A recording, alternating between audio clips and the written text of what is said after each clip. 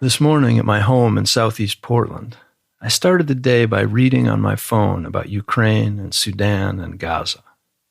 It seems wrong not to be aware of what's happening in those places, yet I have no clearer or deeper an understanding of Ukraine or Sudan or Gaza than I do of where and how my phone is manufactured, or what global miracles and tragedies put it in my hands.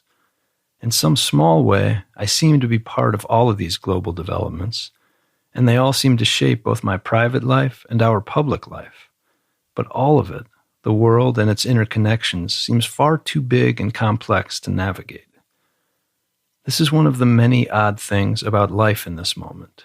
We are hyper-connected to and dependent on far-off places and people, and at the same time we seem to be, or at least I certainly am, pretty much incapable of understanding, let alone affecting, all these global relationships or the structures behind them. But a few people do seem to understand this stuff, to have a rare window into the global system and where we, as individuals and as a nation, might fit in. Ben Rhodes is one of these people. For 8 years, he was a national security advisor, speechwriter, and sounding board to President Barack Obama. He's since written 2 really thoughtful books about that experience, After the Fall and The World as It Is, and he hosts the appealingly accessible podcast Pod Save the World. We talked with Ben at the Alberta Rose Theatre in Portland in late January 2025 as part of our Consider This series on the theme, The People and the Public. And this episode of The Detour starts with a few questions for that night's audience about how they think about our place in the world. Ben picks up from there. If you think of yourself as a participant in the international community, could you make a little noise? If when you think about the United States' role in the world, you think first about our safety, that will be the first option to clap. If when you think about the United States' role in the world, you think principally about global justice, that will be the second option to clap. So if you think, when you think about our role in the world, about the safety of the United States as the top goal. Okay. If you think more about global justice, can you make a noise?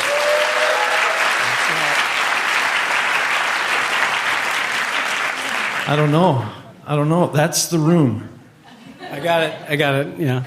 You got it? Okay. We'll come back to these questions. The way I want to invite you to start is ask you, can you point to a moment, maybe when you were younger, when you started to feel like, I'm a citizen not just of New York or the United States, but of the world? Like, was there a moment when you started to feel like this is a community, the international community, that I'm a part of? I remember when I was growing up, my parents had friends who were German, and I really liked them, and they were kind of dramatically German. This guy used to like to blast the Beethoven's Ninth Symphony in the mornings and drink champagne. He's exactly what you'd want a German to be. And one thing that was interesting is when I studied abroad in university, I went to stay with them. I was 21 years old. And I noticed that, they had a lot of books about the Nazi era. And, I called my mom and I was like, oh, you're having a great time. I was like, Peter's got a lot of Nazi books, And she said, well, what you don't know about them is that both of their parents were Nazis, and my mother is Jewish. And this was a kind of jarring thing to learn about these people that I saw as these kind of avuncular aunt and uncle types. But then what I realized over the course of a couple of days with them is that Peter devoted his whole life to this project of working for these institutions that were meant to prevent the reemergence of the Nazi Party. And America was fundamental to that. And my father had met Peter through one of these civil society organizations that were part of that. And it was the first time I was kind of truly conscious of the fact that all these institutions that comprise the quote-unquote international community, or used to, are actually made up of human beings who made choices to avoid history. And that the United States was, in a complicated way, not a perfect way, kind of fundamental to that. And I just remember being at 21, when I had no idea I was going to go into this line of work that I did, just very aware of how that was both inspiring but also kind of scary. This is a human endeavor. It's not like a self-executing endeavor. That is, international work these are human beings that are doing this stuff. Human beings decided to build these institutions, human beings work at these institutions, and human beings could break these institutions. And the world suddenly became a more interesting, more interconnected, and yet also more dangerous place when I kind of the truth of that sunk in. And so it sounds like that awareness of the fact that it was human beings, some of whom you knew, were taking on the responsibility of shaping that international system, the international institutions. So first there was awareness, but at some point, you became one of those people. Yes. Was that deliberate?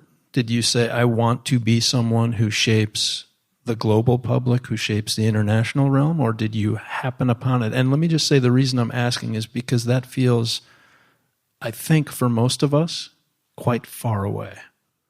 Yeah, I did not set out to do that at first. The quick version is I moved back home to New York City after college with every intention of becoming a writer. I saw a future for myself living in Brooklyn and smoking pot and writing for magazines and trying to pass a manuscript to an agent and all the rest of that. And I was on that trajectory, and it was fun. But I had an interest in politics, and I was working local politics in New York on September 11th, 2001, which was Election Day. And I was literally handing out flyers in front of a polling station for the city council candidate I was working for in Brooklyn, right on the waterfront. And so I saw the entire 9/11 attacks. And I remember walking home that day to Queens, where I lived, and just thinking, sitting in my small apartment writing short stories about men sitting in small apartments writing short stories. It suddenly felt like an incredibly trivial thing to be doing with myself. And I just wanted to be involved in foreign policy, whatever that meant. I wanted to be involved in the American response to what I saw. And then I ended up in D.C. I just wanted to go down there and write and learn about foreign policy. And that led me to getting a job as a speechwriter for a guy named Lee Hamilton, who ran a think tank there, the Wilson Center. And then, even then, I didn't think I was going to be a participant. I wanted to be a writer. But the Bush years kind of radicalized me to want to get involved in politics, because I was like, what's the point of writing about this stuff if the people in charge are going to lie to you and ignore, whatever recommendations blue ribbon commissions and think tanks make? And so that I kind of deliberately set out to enter politics, and that's when I went to work for Barack Obama. In a way, you have a window into the international world that a very small number of people have. Maybe you could give us 3 phenomena over the past couple decades that you think are the most important things we should think about or understand when we think about the current state of the international situation. It's a great question. I think 9/11 is one. I think there was a period from the end of the Cold War to 9/11 when America felt like it had kind of escaped history. We could assume that the world that we were living in was going to continue to be like it was for an indefinite period of time, and the United States position was going to be what it was for an indefinite period of time. And then 9/11 happened. And to me, that was like the giant shock to the American system that you don't get to step out of history. That, frankly, in ways that Americans still don't want to reconcile, that was to some extent blowback for the role that the United States played. Doesn't justify it, but we can't sit in our country and think that we can do whatever we want around the world and not have people get pissed off at us and try to hurt us. But that kind of led to the creation of a multi-trillion-dollar enterprise of a national security state, of a Department of Homeland Security, of multiple wars, and also the kind of creation of a new form of American nationalism. If you watched, Fox News in the years after 9/11, that was a kind of jingoism that actually I don't remember from the 90s. Like there's suddenly their flags on the screen and they're enemies, and there's a kind of martial nationalism, right? That I think led ultimately to Trump. Let's put the Iraq War under that umbrella, because I think that was a profoundly consequential event, because that was the event in which a lot of the rest of the world was like, okay, we kind of trusted these guys. They're in the front seat and they have the car keys, and we all kind of trust them to just drive. And now it's like, where are these guys taking the car? It doesn't seem like maybe they're drunk. Like, why is this happening? And so I think the kind of implicit trust that that superpower status relies on was starting to fray. Second event, fundamental event to understanding everything, I think, that we're living through today is the financial crisis. Because the basic premise of globalization was you're going to lose something of your identity, right? There's going to be more movement of people, more movement of ideas, traditional identities are going to kind of be encroached upon. But the bargain was your standard of living is going to keep getting better, and it's going to be good for not just the people at the top, but working classes, and that was erased with the financial crisis. And as bad as the financial crisis was in this country, it was worse almost everywhere else. And so Orban, and I wrote about him a lot in this book, who's a kind of obviously a flavor of Trump in Hungary, just very astutely sensed that the populist backlash to the financial crisis will not inevitably come from the left. It could actually come from the right. Because I could basically say, I'm going to embrace the oldest form of politics there is, which is kind of national tribal identity politics. And I'm going to connect that to a critique of an establishment of globalization that people are really angry at. But instead of my answer being kind of Bernie Sanders economics, my answer is going to be we have to return to a traditional sense of national identity. And the them to the us is the immigrants and the globalists and the liberal elites and the Muslims, and the fact that the backlash to the financial crisis and kind of the failure of globalization was captured by the right, I think has done a lot to shape global politics since. In all 8 years in Obama, I could feel us kind of running in the opposite direction or swimming in the opposite direction of the currents, And then very quickly, the last one, and I'm deliberately kind of predating even Obama, because I think we've been living through the aftermath of these structural forces. I'd say the 2008 Beijing Olympics, because that was an event in which China, which had been kind of biding its time and kind of drafting behind the United States to develop their economy, shifting towards this kind of state-controlled capitalism out of communism, embracing technology. All of a sudden, they're like, here we are. Like, we can put on a better opening ceremonies than any of you people. We're rich. We're powerful. We're not going to stay in the shadows anymore. And we have an entirely different system. And if you're in the developing world, if you're in the global south, you're like, well, wait a second. Maybe the Americans don't have the only model.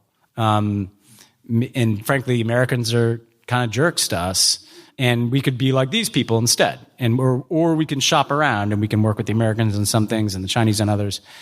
So those three things were obviously hugely destabilizing to the world I came of age in the 90s, because they rattled American confidence and created American nationalism, upended the assumptions of globalization, and created competitors to the United States, which puts us into a period of both political instability in our own country, but also global instability and conflict. Thank you for that really cogent response to a probably unanswerable question, and thank you also for the surprising to me number 3. I mean, it was cool. In any list, it was cool.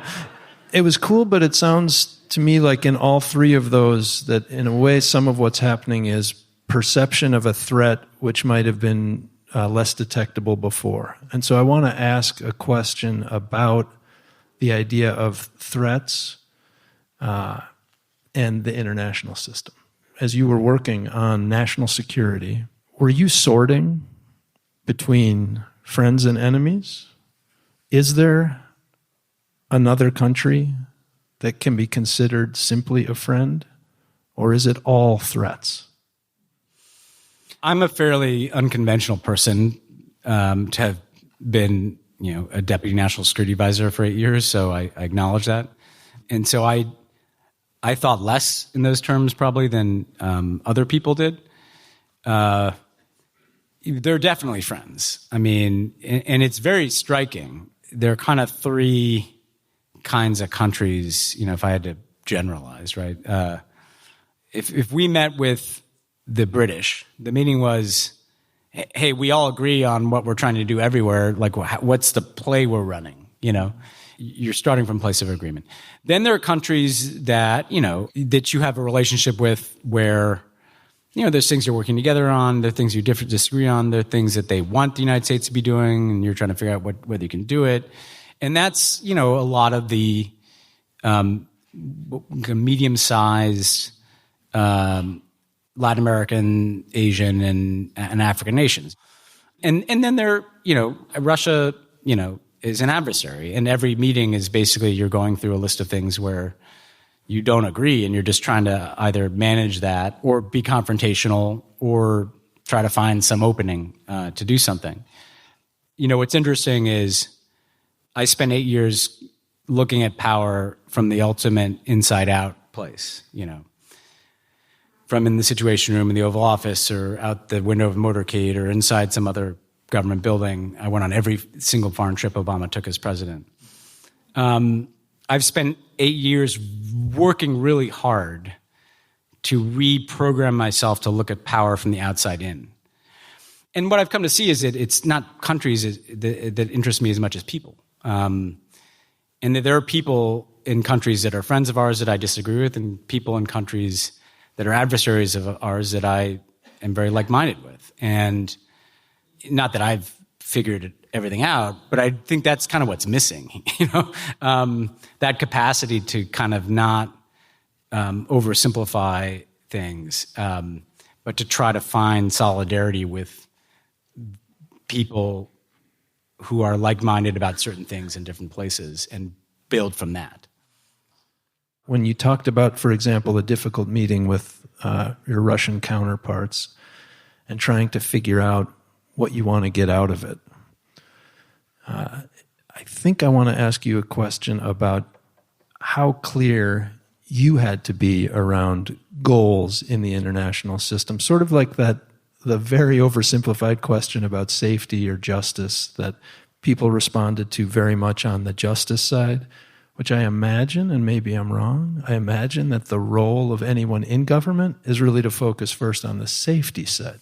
Yeah, well, if you take the Russians in particular, so in the first Obama term, you had a leader in Dmitry Medvedev. He saw a pathway to Russian kind of prestige. And a lot of Russian psychology is just about wanting to have the stature of a great power. He saw that pathway as connected to working with Americans, and kind of being in the room with Barack Obama and making deals. And so we did a whole range of things. An example I'd give of like a goal that is in safety and justice space, right, is that we negotiated a nuclear arms treaty, and inherently that is in our safety interest. But importantly, what we try to do with that is say, hey, we're doing this because it's in service of the more global effort to reduce the spread of nuclear weapons, right? The core of the Nuclear Non-Proliferation Treaty, which most people don't think a lot about, is that the countries with nuclear weapons agree to give up their nuclear weapons. And they may not do it overnight, but we want to see them working in that direction. And then that's the basis under which you can tell all the other countries who don't have nuclear weapons and you can't have them.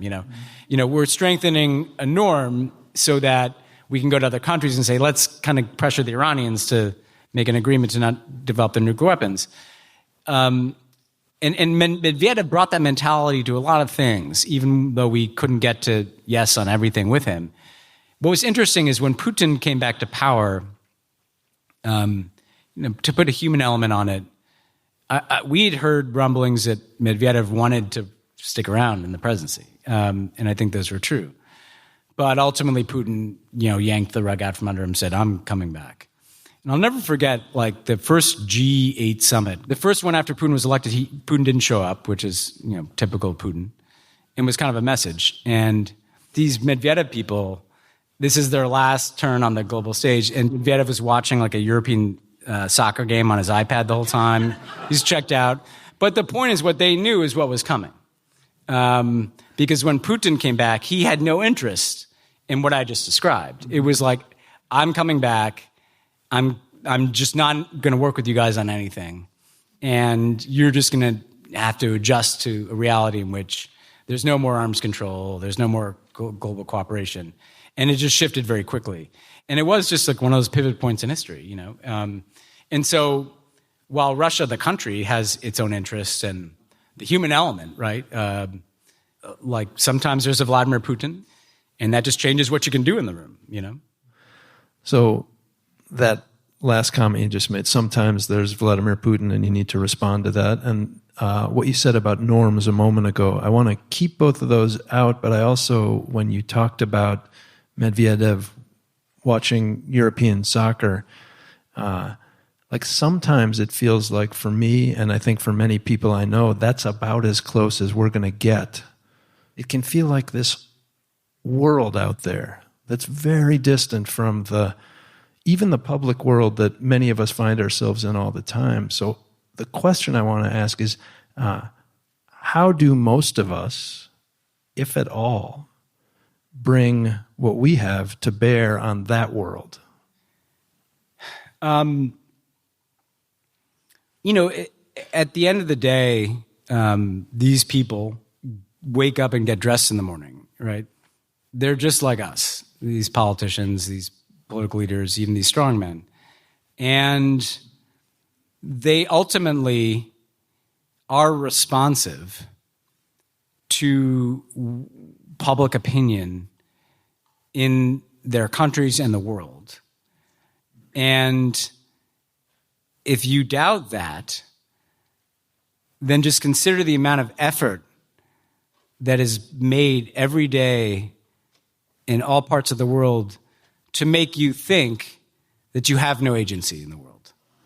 Like it's a design, and it stretches across social media, politics, money in politics, business.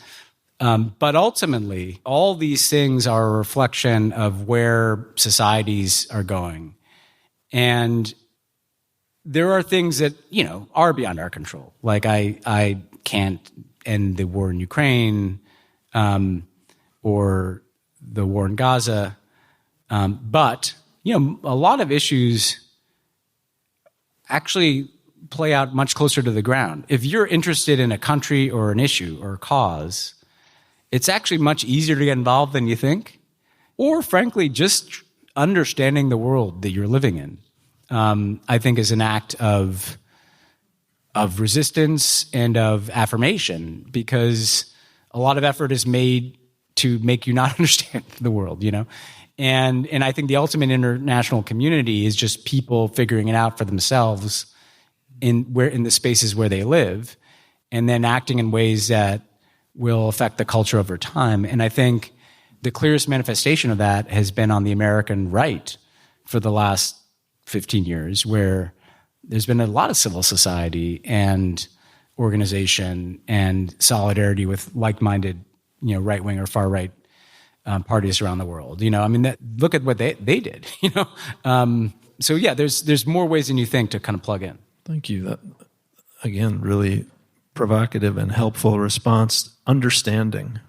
You just made it sound like understanding alone has value. And as I was reading your books and reading the paper and thinking about our country and other countries, like these days it's very hard for me to understand my own country. I think I used to think I understood it some. Now I don't think I understand it barely at all. And that's the country that speaks my language, that I've grown up in. How much confidence, when you were going from place to place, did you have that you understood enough about what was going on in these different countries to develop policies, to, in some cases, put lives at risk? Like, how much did you have to understand? How confident could you be about understanding other countries and cultures? I mean, the U.S. government, first of all, has a massive amount of resources that are designed to help you understand, from like a very capable diplomatic corps to aid workers to intelligence reporting. I had an interesting perspective because the national security guy that I was, you're not wired to try to understand the countries. You're just there to advance American interests. And if you can find a guy who's smart about that country to help you do that, that's great. But as a speechwriter for Barack Obama, who wanted to connect with people, I would have to kind of, start a habit of talking to people from those countries, people in civil society or just contacts or writers from those countries. And I would try to gather those perspectives to inform what Obama would say in places. And, you're not going to get to know a place entirely well, but you know what? You are going to be smarter because you're going to know what to avoid, and you're going to know what the grievances are. And if I have a criticism of the entire enterprise that I was a part of, to shorthand it quickly, in the last 8 years, I've gotten to know a lot of Afghans. I just have like a kind of an Afghan diaspora friend group. And it got me really thinking hard about the fact that I was in hundreds of meetings in the White House situation about Afghanistan. Military strategies in Afghanistan, economic strategies in Afghanistan, development strategies in Afghanistan. And there was never a single Afghan in the room. And that's why you get the result that we got, and Americans do this time and again. And, to also name another uncomfortable truth, the further you get from Europe, i.e. the further you get from other white people, the less America understands the mentality and worldview and interests and grievances and intellectual origins of places. And if you look at American foreign policy since World War II, the further you get from Europe, the less successful American foreign policy tends to be. So there's something about the argument that you're making there that is like beautifully harmonious, which is that the more we understand other cultures, the more likely it is that we will achieve our interests. Yeah, I truly believe that. Yeah, and it's a radical idea in American foreign policy. Yeah. Say a little more about that. I think that there's something about power that makes people feel like they have less reason to understand the interest, right? Power does corrupt in the sense that it makes you feel immune from having to think through what you're doing. You would think that Russians would understand Ukrainians better than maybe anybody else outside of Russia, given the proximity. But clearly they didn't understand Ukrainians. If you think of another country as another human being, you wouldn't think that the best way to achieve your objectives is to just tell that other human being exactly what you're going to do and expect them to be completely okay with it. You'd want to get to know that person, and so think of countries like people, because that's what they are. And Obama is imperfect, obviously, and I'm not here to suggest everything that is right. But I do think that he was unique as an American president because he was black, and so he'd been inherently on the other end of power in this country.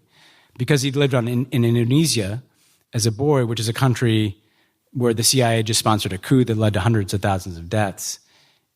He kind of had an intuitive understanding of the world doesn't see America like we see the movie of ourselves, Mm-hmm. And actually good presidents have had that capacity too in the past. We have not had that recently in both parties. You're listening to The Detour with Ben Rhodes, host of Pod Save the World and author of After the Fall.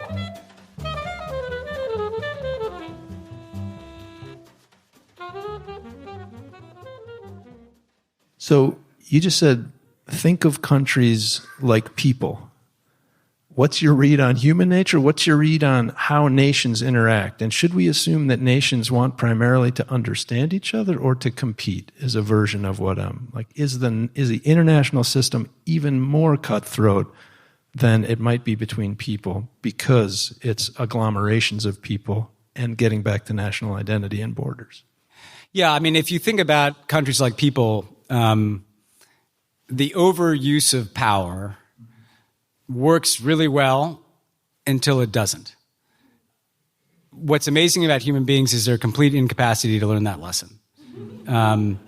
And if you just look at the cycles of history, if you start to ignore the interests of other countries, if you start to think that you have impunity from any kind of international, let's not even say a law, gravity, if you assume that people are not going to band together to resist the way in which you're overusing or abusing power, everybody's learned that lesson. Let's just take the West, but I could apply it elsewhere. The Athenians learned it, the Romans learned it, the British learned it, and we're learning it right now. And we are acting in a very obvious late-stage empire way. The shorthand a foreign policy person would give is, that there's an enlightened self-interest whereby by binding our own power and constraining our own power, we can trade that for a more stable world and more shared benefit. It's also that capacity to look at other human beings who are different from us and find that interesting instead of threatening. And I'll just wade into dangerous waters here too. I have friends who they'll look at the Palestinians in Gaza and all they see is Hamas. And in addition to that being, I think, a narrow mindset, it's actually a sad one because those are interesting people. Talk to them. And you guess what you'll figure out? They're exactly the same as you are. They just live in a different place and look different. That's my experience globally, is that everybody's pretty similar with a lot of different culture layered on top of them, but that's what makes it interesting. Wouldn't you like to meet the people that eat somewhat different food and listen to different music and have different heroes and different myths? That should be a good thing. And I want to live in a world where that's a good thing and not something to be scared of.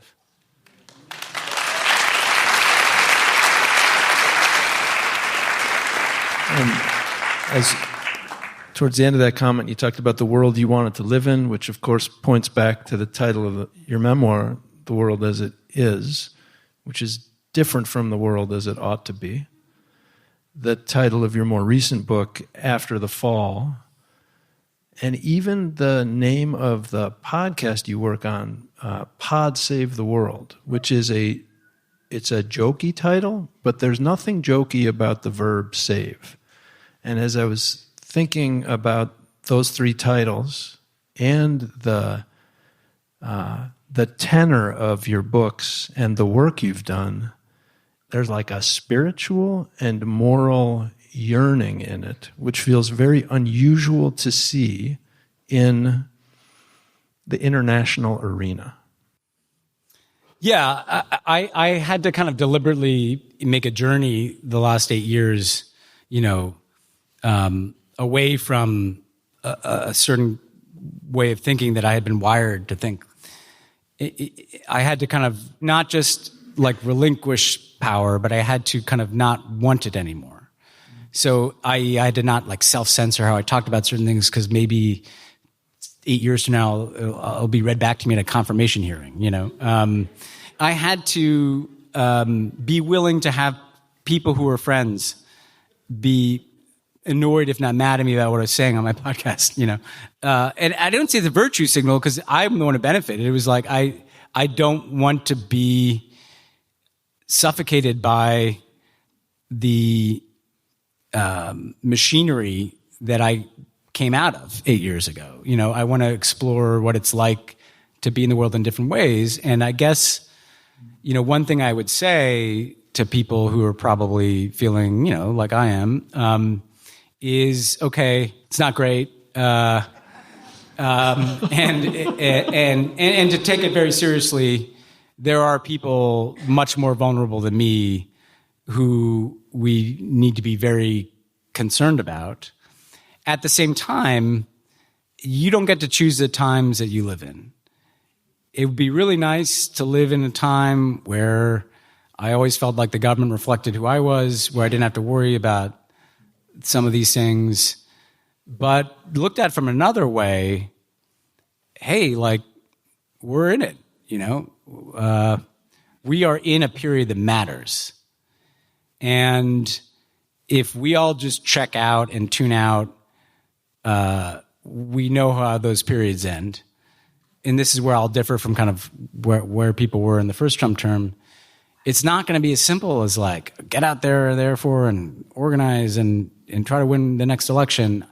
I actually think it's deeper than that. It's like, how can we regenerate within ourselves and our own communities a shared sense of belonging?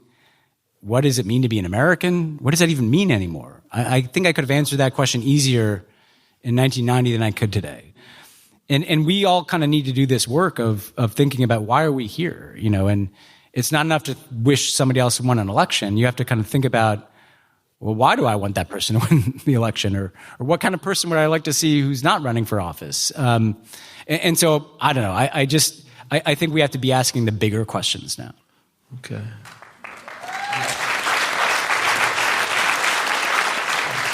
I have one last question before we open questions over here. I think just one, and it's related to what you just said. It's also related to what you said before about wanting to talk to people and that we're all the same. One of the stories we tell ourselves and declare in public regularly is that this is an exceptional nation, that there's something unusual about us. You've seen many countries, you've interacted with many people running many countries. Do you feel like we're an exceptional nation, or are we one nation like all other nations? We are exceptional in the sense that we're weirdly large and diverse, and people came from everywhere to be here, and so we weren't founded in a fixed ethnicity or religion, even though some people thought we were. But in my experience in politics, there are kind of two narratives of American exceptionalism. And one is that, like, we're just exceptional. What America does is kind of inherently right because we're America. We're a city on a hill. We're the heirs of the Greeks and the Romans. We are, the Rome of today.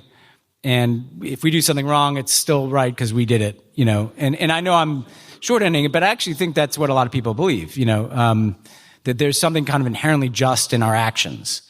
And if there's an occasional Vietnam or Iraq, better that we're out there in the world doing this stuff, because we're America. And I come out of a political tradition that sees American exceptionalism as our capacity to fix what is wrong with America. And obviously Obama was a president who came out of the civil rights movement, which came out of the abolition and justice movements of the 19th century. This argument goes all the way back to the founding fathers, right? Who's American, who gets to decide? Are we essentially that room where the Constitution was written, which was a bunch of white male property owners? Or are we all the movements ever since that have just tried really hard to let more people be American, have the full rights of Americans, whether they be black, whether they be women, whether they be immigrants? Obama would talk about this internationally, and it was interesting. Then I wrote all these speeches, and the Republicans said he was on an apology tour. And what used to drive me nuts about that is that he never actually said sorry. He said, America had all these problems, but what makes America great is our capacity to steadily try to fix them, And so I actually thought it was what was being cast as this kind of un-American message, I thought was this patriotic message, And so you have this kind of duality of exceptionalism. Is our exceptionalism our capacity to change, or is our exceptionalism something in our past that we have to recapture, make America great again, And it's that kind of dueling exceptionalism that we've never resolved, and kind of speaks to the profound conflicts around identity, that we're dealing with today. But then when you travel around the world, I think you also come to see every nation is exceptional and has their own narrative with its own wellsprings and its own currents and its own debates. And frankly, what makes America more interesting to me is that all those wellsprings and currents have fed into us because people have come here from all those places. We're the only country that every other country kind of follows what happens here. And what are they seeing? So as we transition to questions, can we say an initial preliminary big thanks to Ben? Thank you. My question is, with losing this much status on the global stage, how do we ever redeem that as our country, as a country that has integrity and care for others? Like, what does that look like to you? Yeah, to me, it means that we are, to take a home example, we're in need of a complete rebuild, not a renovation. In the sense that, like, Trump comes in, he's kind of like Trump light. It's like MAGA light because there really were all these kind of guardrails. People who worked for him didn't, really support what he's doing, and a lot of people stood up to him.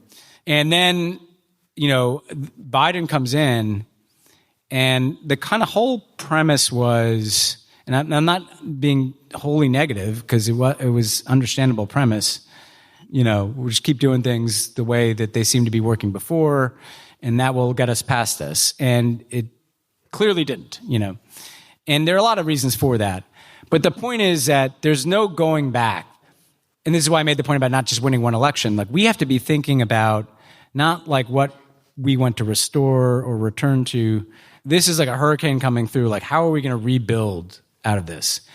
And maybe that's not the worst thing, because America is not the same country that built those institutions in the 40s and 50s or the 90s. And so the opportunity in this, which, I don't want to minimize the dangers, it's going to have to be different than it was before. And I don't have the answer.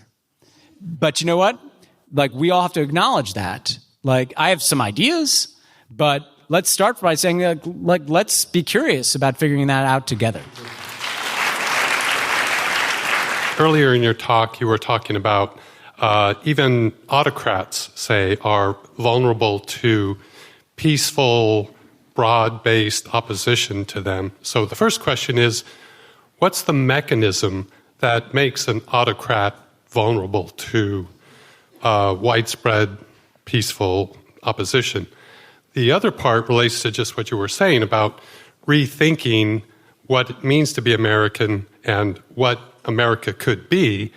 Do some of us have to figure that out first before we are in peaceful opposition, or can it be in parallel or in some other sequence? Thank you.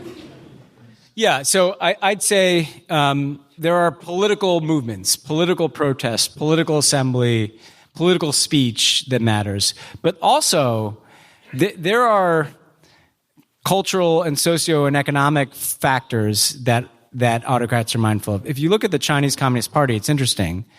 They broke no dissent. But there became a point, they had this zero-tolerance COVID policy that was incredibly draconian and incredibly intrusive, and people had huge limitations. And at a certain point, like, a lot of people in China were just like pissed off about that. And these were not political dissidents.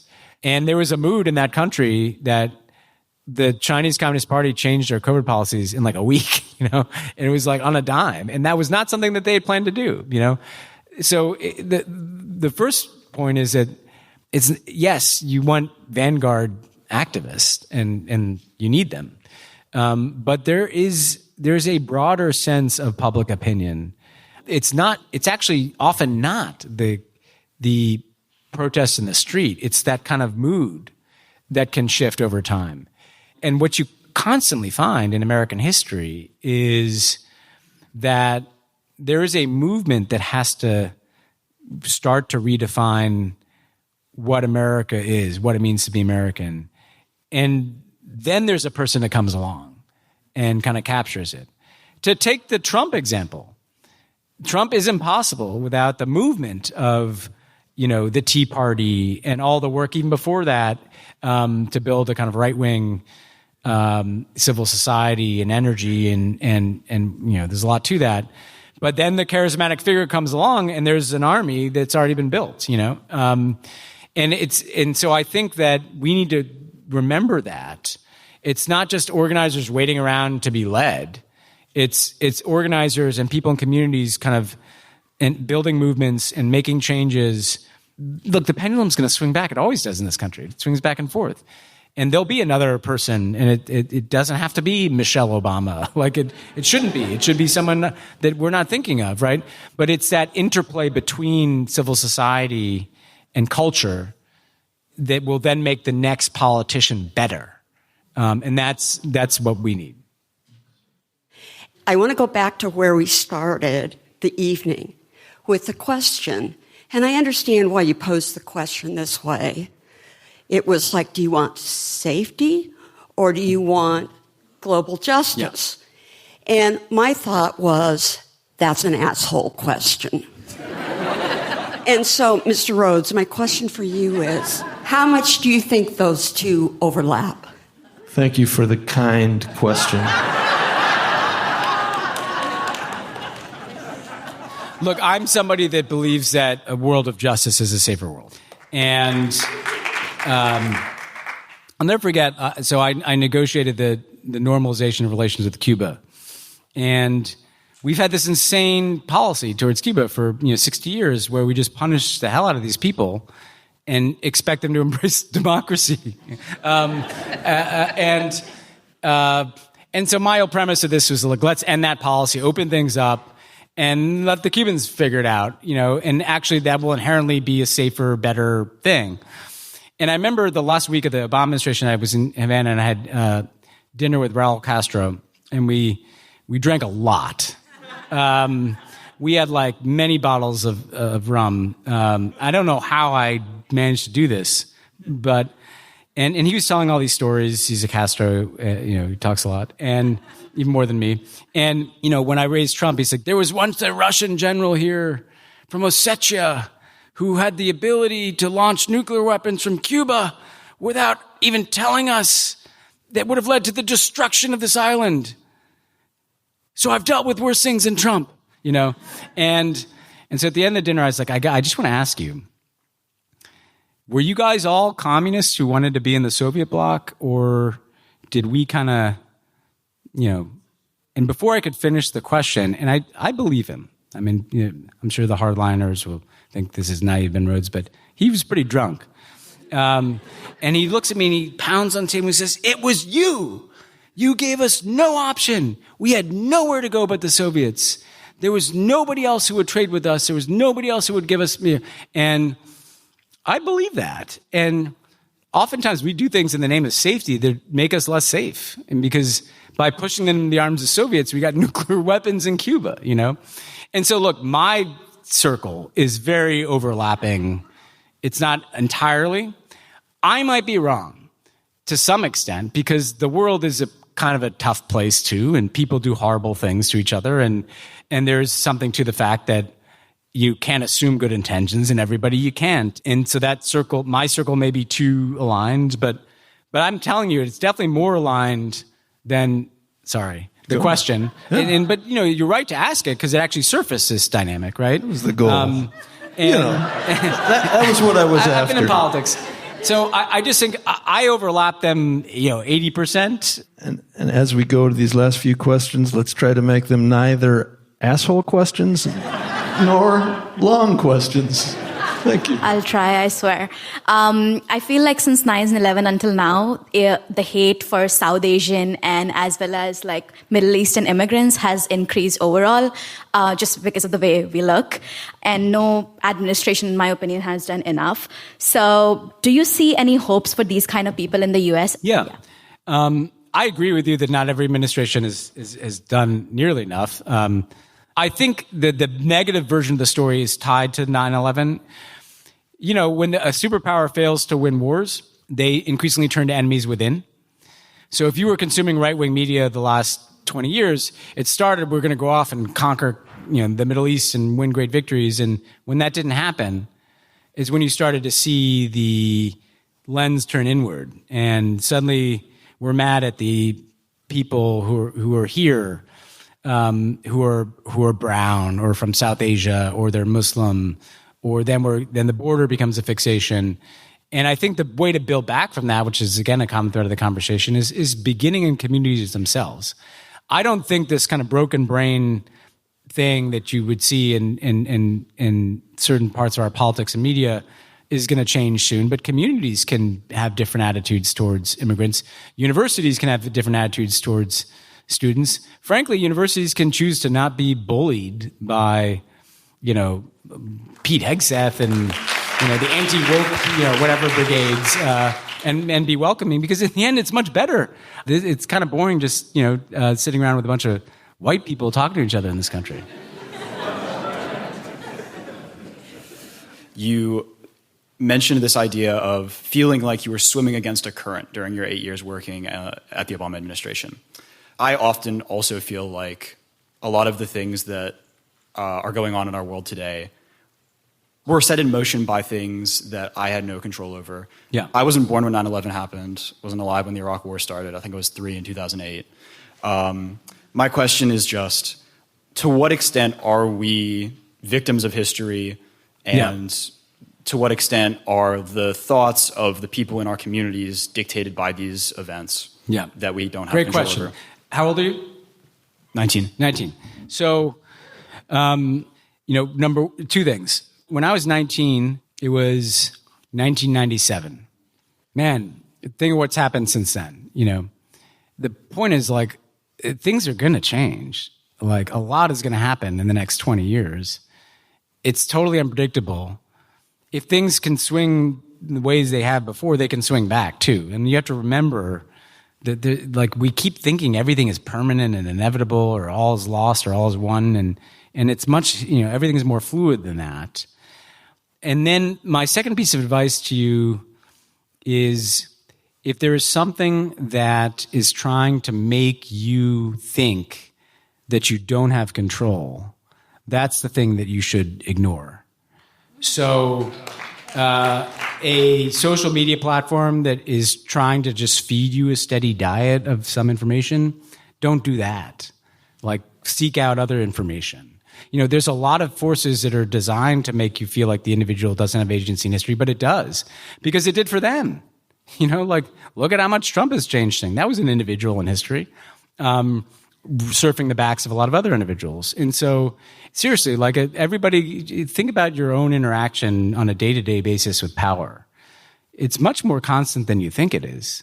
I mean, every time you look at your phone, you're interacting with power, and think of ways to kind of take control of your own thinking.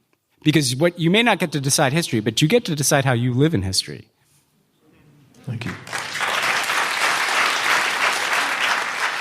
You mentioned that America is following the same actions as crumbling empires of the past. Do you think that the decline of American empire is inevitable? If not, what might reverse or postpone that trend? And if it is, how will America have to adapt to that loss of status? I think it's a great question. Okay, Reed College is great. Look, I'll say we are dealing with it poorly. Part of why you get Trump is it's a nation sensing a loss of status. And that's a very ripe time for a strong man to come along and say, we shouldn't lose status. And I mean, it's very telling. Who's he picking on? Panama, Colombia, Greenland. It's like a bully going out on the schoolyard being like, you know what? I've lost some status because I was embarrassed. So I'm going to find some small people to go beat up, and that's kind of what's happening, right? But at the same time, importantly, America's not going to go away, though, and America is going to always, for the lifetime of anybody in this room, absent a complete collapse of American society, which is not totally out of the realm, but we're going to be a big, powerful country with huge influence in the world and a military superpower and an economic power and a cultural power.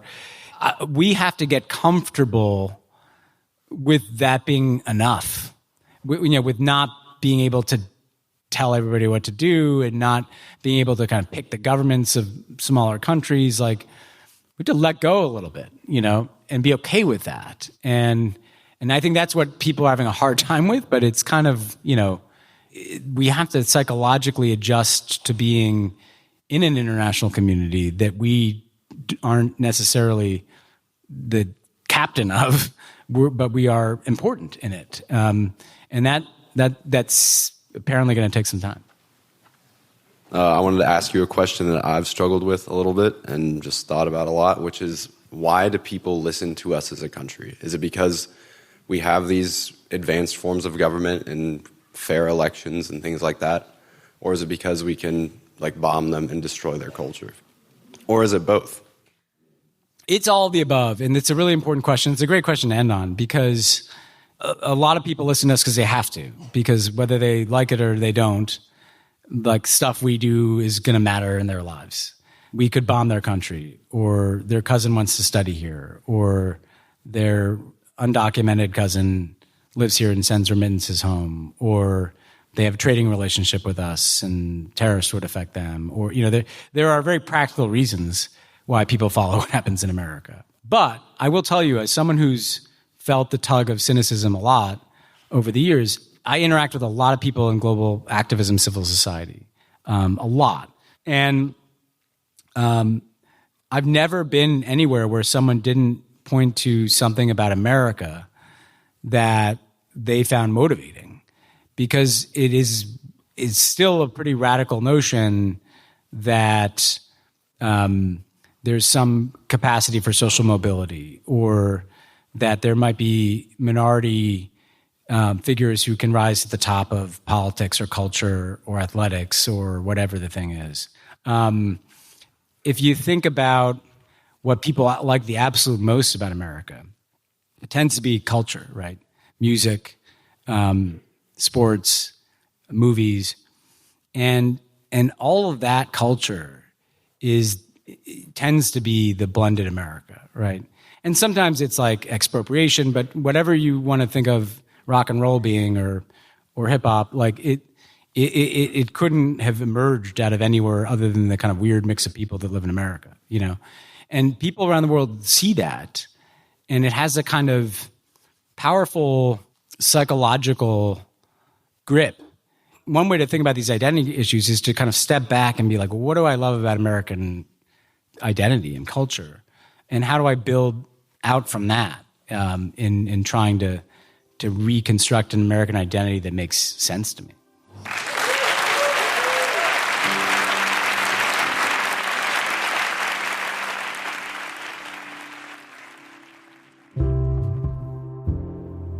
You've been listening to The Detour from Oregon Humanities.